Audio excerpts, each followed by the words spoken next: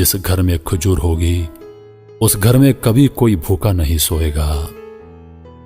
रात के वक्त तहज्जुद के लिए आंख ना खुलती हो तो इशा की नमाज के बाद ही 2 रकात तहज्जुद की नियत से पढ़ लिया करो। एक वक्त आएगा तहज्जुद के वक्त खुद बहुत आंख खुल जाया करेगी।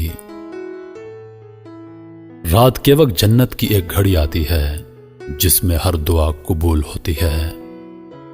मसफाक करने वाले को मौत के वक्त कलमा तोयबा नसीब होता है। जो शख्स हर हिचकी पर कलमा तोयबा पढ़ेगा अल्लाह उसे मौत की हिचकी पर कलमा नसीब करेगा। किसी अच्छी चीज को देखो तो माशाअल्लाह कहा करो, नजर बद से महफूज रहेगी।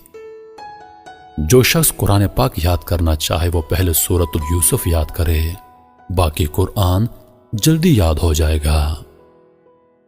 दुआ मोमिन का